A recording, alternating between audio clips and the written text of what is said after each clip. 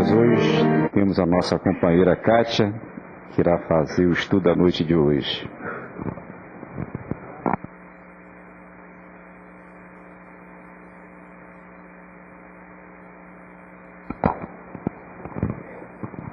E o tema é Bem-aventurados o que têm fechados os olhos.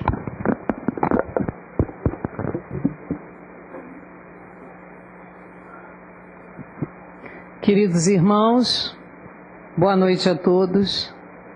Que a paz do Mestre Jesus envolva os nossos corações na noite de hoje.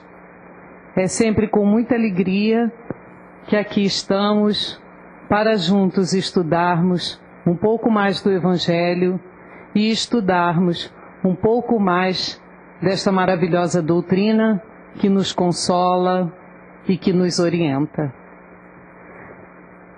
O estudo da noite de hoje tem como tema Bem-aventurados os que têm fechados os olhos.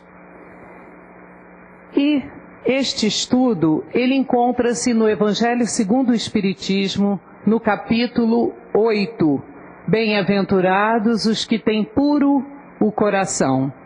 E nós vamos nos deter especificamente no item 20 deste capítulo, que está nas Instruções dos Espíritos, cujo título é Bem-aventurados os que têm fechados os olhos.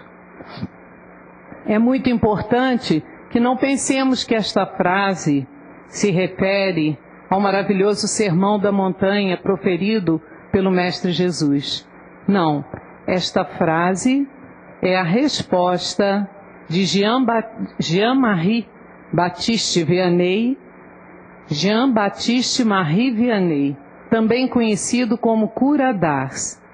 É uma resposta que ele dá, uma mensagem que ele dá a uma jovem cega que o evocara solicitando a sua cura.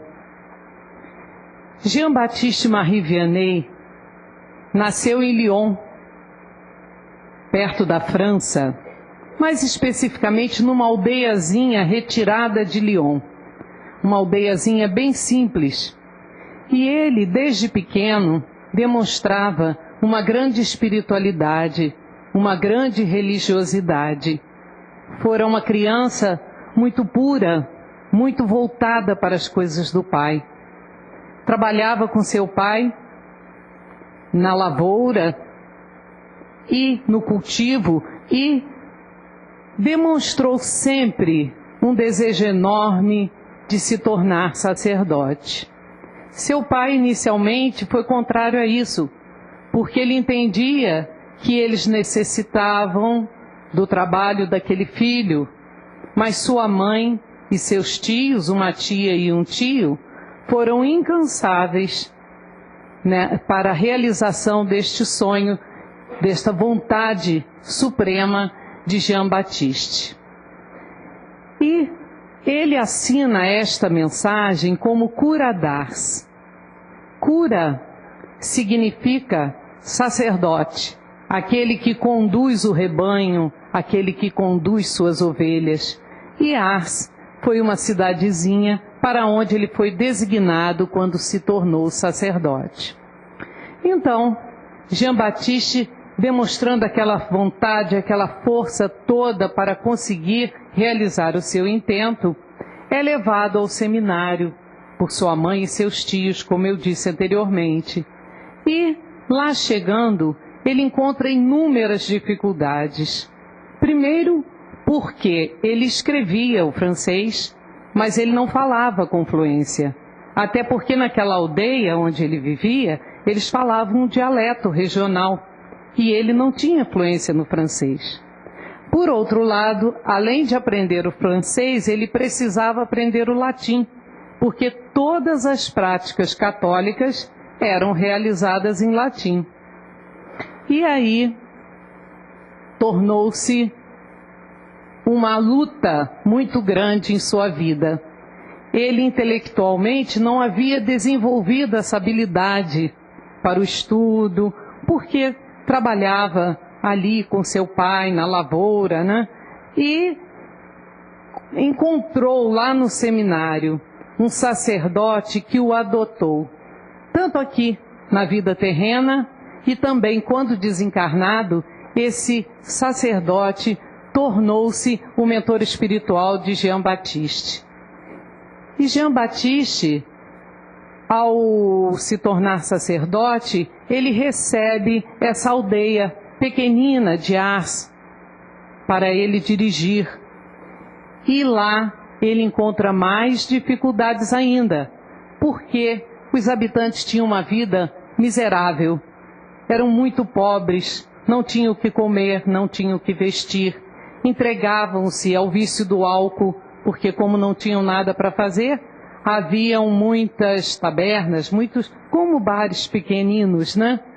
E Jean Baptiste lutou muito, mas conseguiu retirar aquele povo do vício, conseguiu fazer com que as famílias se estruturassem, porque estavam todas ali esfaceladas pelo vício dos pais de família, né? E Jean Baptiste era um homem tão santo, tão puro, que ele, quando via alguém necessitando de algo, retirava a roupa do próprio corpo e trocava com aquele pedinte. Alimentava-se apenas de batatas que ele mesmo cozinhava e de pão dormido e água, porque ele dava tudo o que tinha aos mais necessitados.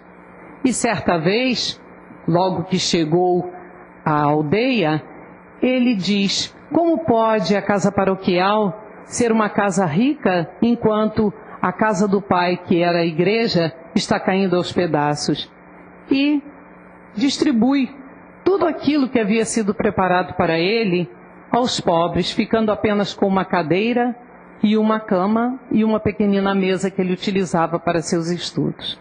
Então, meus irmãos, a mensagem que nós vamos estudar, ela foi dada a respeito de uma pessoa cega, como já dissemos, e Jean Baptiste envia esta comunicação para esta pessoa. No primeiro parágrafo da mensagem, ele escreve que fora chamado para curar e demonstra todo o seu amor, toda a sua caridade e sua piedade com relação ao sofrimento daquela pessoa. Mas ele esclarece que só quem cura é Deus, ou alguém com a intercessão do Pai, com a permissão do Pai. E aí ele se coloca numa condição de muita humildade, como fiel servo de Deus. E olhem que ele havia sido canonizado, era um santo da Igreja Católica, mas não tinha a pretensão de querer curar ninguém. Se coloca numa situação de extrema humildade em relação ao Pai. E ele conclama a jovem e também a todos aqueles aflitos que sofrem de alguma enfermidade, que façam a seguinte oração: meu Pai, curai-me, mas fazei que a minha alma doente seja curada antes das enfermidades do corpo. Que a minha carne seja castigada se necessário, para que minha alma se eleve para vós com a brancura que possuía quando a criaste. Uma lição belíssima. Primeiramente, porque percebemos a humildade deste espírito que se coloca numa condição de servo do Pai, dando ao Pai todos os méritos da concessão da bênção da cura. Ele ensina que não devemos nos dirigir a santos, mas devemos nos dirigir a Deus, e que podemos alcançar esta cura conforme o nosso merecimento.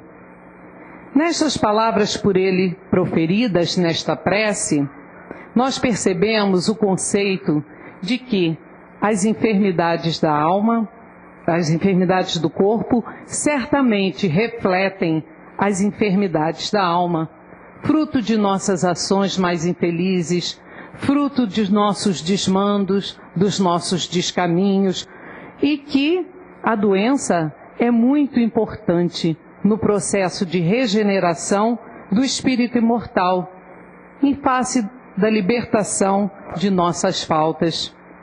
E Deus, que é infinitamente bom e justo, jamais teria permitido a doença se ela não tivesse algum objetivo em nossas vidas. Então, se há doença no corpo físico, certamente há enfermidade na alma.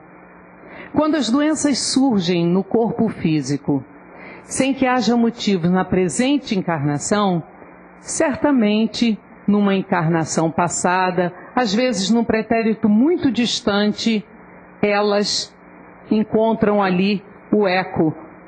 E o resultado é, na presente encarnação, aparecerem enfermidades que nós muitas vezes julgamos injustas.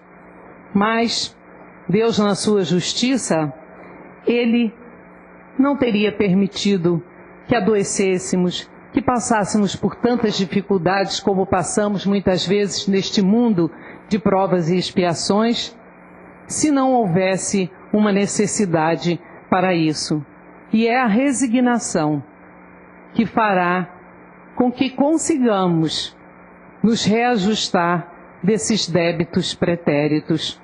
Por isso, o autor da mensagem, Jean Baptiste, diz que após esta prece, que certamente Deus ouvirá, certamente a força e a coragem crescerão dentro do enfermo e talvez a cura venha como recompensa por sua abnegação.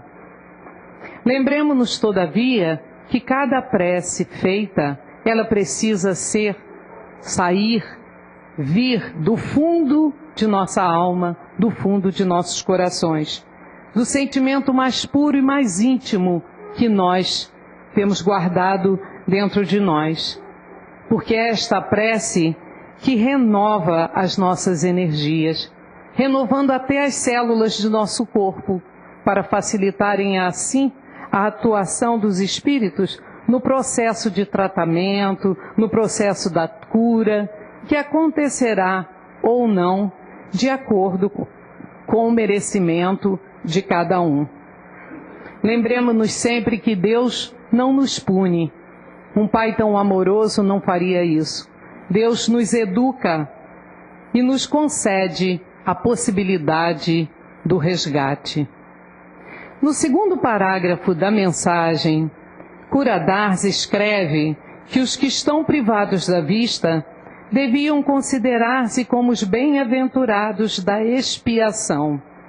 Lembrai-vos de que o Cristo disse que era necessário arrancar o vosso olho se ele fosse mau, e que valia tirá-lo ao fogo, que ser a causa da vossa perdição. Aí, nesta passagem, ele nos explica que os privados da visão têm a chance de viver a vida das almas, a vida espiritual, muitas vezes podendo ver muito mais do que aqueles que têm boa a visão, porque percebem, porque sentem, porque são mais sensíveis, porque guardam dentro de si, muitas vezes, a tolerância, a paciência com uma dificuldade tão grande que enfrentam. Quantos de nós, meus irmãos, fazemos mau uso do nosso corpo físico saudável? Quantos de nós usamos a nossa mão para agredir o nosso próximo? Nós temos, num passado não tão distante, a chibata estalando no lombo de nossos irmãos. E era uma mão saudável que a guiava. Então, muitas vezes o corpo vem na presente encarnação, doente, com uma deficiência qualquer, para que assim seja possível não mais repetir um erro como fora cometido num pretérito. Certamente as avaliações nas avaliações para as próximas encarnações, os bons espíritos nos fazem compreender que a dor alheia é a razão, tantas vezes, de nossa queda. E os que conseguem ser esclarecidos a respeito disso, até concordam com suas provações, com suas limitações físicas, entendendo que há em tudo que o Pai nos dá uma finalidade maior. E sabemos que este projeto, que este processo reencarnatório acontece com a nossa concordância. Porém, com o véu do esquecimento, nós não nos lembramos daquilo com que nos comprometemos enquanto na erraticidade. E vemos no Livro dos Espíritos, na pergunta 258, diz a pergunta: quando na erraticidade, antes de começar uma nova existência corporal, tem o espírito consciência e revisão do que lhe sucederá no curso da vida terrena? E a resposta é: ele próprio escolhe o gênero das provas porque há de passar, e nisso consiste o seu livre-arbítrio. Meus irmãos, muitas vezes pedimos sem cessar a cura, pedimos sem cessar que Deus nos permita um milagre, e nem sempre alcançamos a graça. E aí blasfemamos, nos voltamos contra o Pai, nos tornamos ali pessoas descrentes, achando que Deus é injusto. Se ao invés disso, nós pedirmos para que seja curado o nosso corpo espiritual, para que seja curado o nosso espírito tão doente e tão devedor, certamente aceitaremos as imperfeições físicas com mais tranquilidade, com mais resignação e paciência, e será um fardo mais leve a carregar, porque esta mesma deficiência que adquirimos está sendo o instrumento para a nossa cura espiritual. Muitos de nós passamos a vida dizendo: por que tudo acontece comigo? Por que tantas desgraças? Só comigo as coisas dão errado. Seria, meus irmãos, atribuirmos ao Pai o resultado de nossas faltas e de nossos erros. E não é assim. Por que atribuir a Deus uma culpa? Por que faltarmos com a nossa fé e a nossa confiança no Pai, se verdadeiramente as provas e as dificuldades nos permitem um recomeço? Nós trazemos o esquecimento e nos revoltamos daquilo com que concordamos. Nos revoltamos com a nossa condição de enfermos. Pedimos a cura por não aceitarmos e não sabermos até que ponto aquela doença, aquela deficiência está sendo tão importante no nosso processo de aprimoramento espiritual. O nosso querido Chico Xavier, o maior brasileiro do século, ele dizia que a doença que sofria machucava o seu corpo físico, mas que esta dor não atingia o seu espírito. Ele provava aí a sua fé e a sua lucidez perante a dor. Finalizando a comunicação, Jean-Baptiste Marie Vianney consola a jovem sofredora com palavras de ânimo, com palavras de confiança, e recomenda-lhe a oração. Recomenda-lhe pensar em tudo aquilo que fora dito naquela mensagem e realiza com ela um verdadeiro atendimento fraterno. Uma consolação, né? O atendimento fraterno que tem esta função de consolar. Papel tão importante que existe nesta prática que acontece nas casas espíritas, consolar o sofredor, dando-lhe uma visão da sua existência, da sua realidade, da pré-existência e da pós-existência do espírito imortal. Porque sabemos perfeitamente que estamos vivendo essa experiência na carne, mas somos espíritos imortais, fadados à felicidade, como é o objetivo do Pai ao nos criar. Quase todas as casas espíritas têm um atendimento fraterno, mas nós podemos realizar também esse atendimento fraterno quando nos encontramos com um irmão que está passando por uma grande dificuldade, por uma grande perda, não vamos dar a receita do bolo nem o caminho das pedras, mas vamos mostrar-lhe que através da fé, que através da confiança, ele poderá se consolar de uma maneira muito eficaz, acreditando que o Pai é justo, é amoroso e que Jesus está sempre ao nosso lado, nos dando a mão para sairmos dos maiores problemas, das maiores dificuldades. Recomendar resignação a quem sofre é muito difícil. Porém, quando conseguimos o entendimento, já é um primeiro passo para a resignação. Por isso, encontramos a conscientização através da doutrina espírita, que nos consola, porque nos esclarece, nos faz entender os benefícios que tiraremos dos sofrimentos, os benefícios que tiraremos da dor para a nossa caminhada. Vianney conclama a jovem cega, que é o motivo de sua evocação, a esperar e ter coragem na provação. Confiar em Deus, Deus que fez a felicidade, mas que permite também a tristeza, para que possamos alcançar mais adiante a felicidade plena.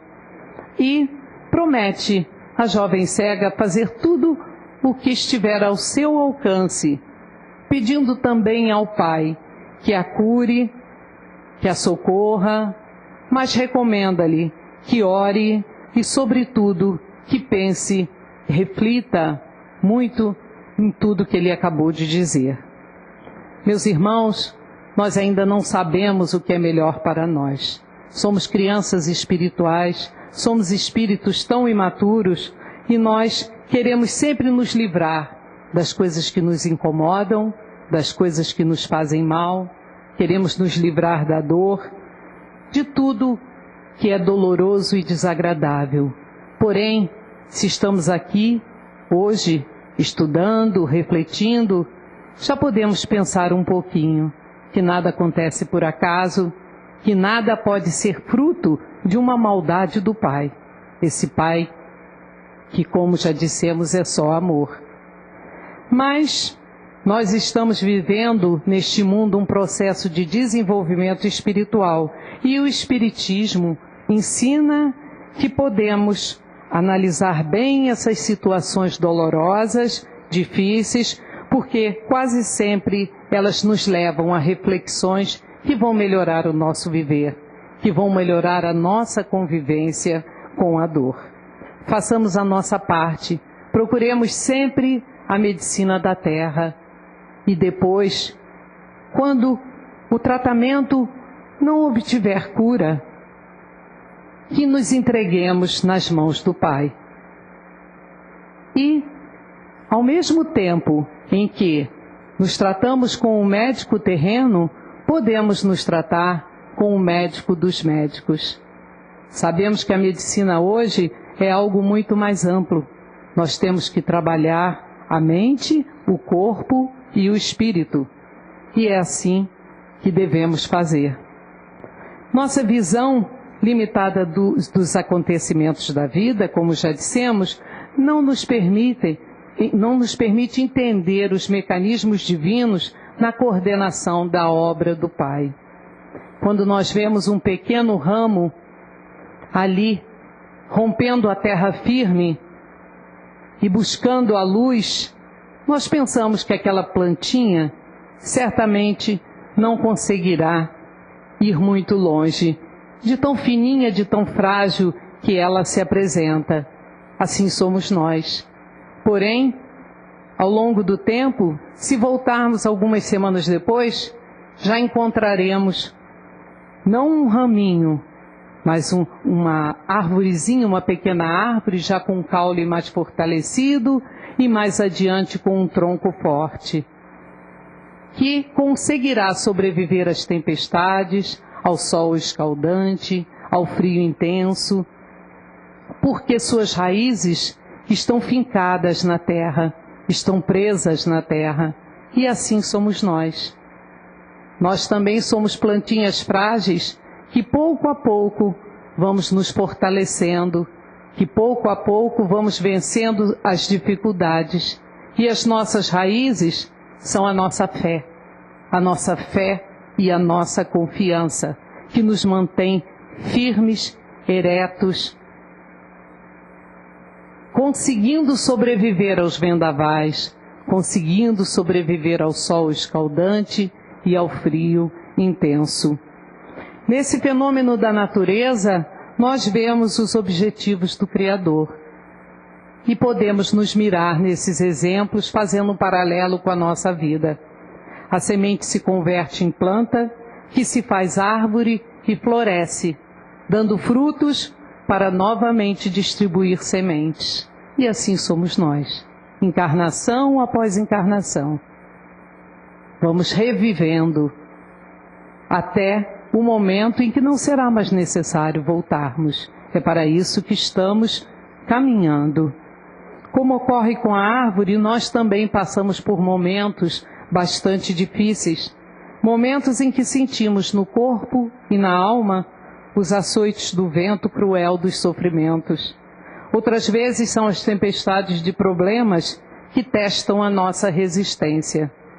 Em outros momentos é a solidão, o desalento, que nos torna exaustos sem que tenhamos vontade de nos levantar. Mas ainda assim, devemos nos espelhar nos exemplos da natureza. Pensando a respeito dessas singelas experiências que acontecem na natureza, pensemos nos objetivos do sofrimento em nossas vidas. Jesus, o Espírito mais puro e mais sábio que a terra teve notícias, alertou que nada há de oculto que não venha a ser descoberto. Essa é a realidade da qual não poderemos fugir, por mais que tentemos. Todos os nossos erros deverão ser resgatados, assim como todas as nossas alegrias, as nossas bondades, a nossa caminhada na trilha do bem, porque já estamos acertando bastante, felizmente. Sempre serão lembradas também por esse Pai. Sendo assim, é uma decisão bastante inteligente de nossa parte agirmos de tal forma que, se forem divulgadas as nossas atitudes e os nossos pensamentos, nós não tenhamos do que nos envergonhar. Querendo saber o nosso futuro, vamos observar como estamos agindo no nosso presente. E sabemos que os erros e os equívocos não se apagam com a morte física. Enquanto estamos a caminho, repensemos as nossas atitudes, repensemos nossos valores, corrijamos o nosso passo e aceitemos as provações. Aceitemos dignamente, confiantes no amor, na justiça e na bondade do Pai. E assim, como Jean Baptiste recomenda à jovem, façamos também a nossa prece individual, o Evangelho no lar, que ali ilumina a nossa residência, todos os nossos familiares. Não nos esqueçamos que é a prece que nos conecta com o Pai. É muito importante nós nos lembrarmos o tempo todo de que a resignação faz com que as nossas faltas sejam corrigidas com mais rapidez, com mais facilidade. A revolta de nada adiantará. É apaixonante quando a gente lê a história deste sacerdote da Igreja Católica, porque ele nos traz o tempo todo esses ensinamentos de amor, de caridade e principalmente de resignação. Muita paz a todos, que tenham todos uma boa noite e que Deus, nosso Pai, esteja sempre ao nosso lado e Jesus guiando os nossos passos.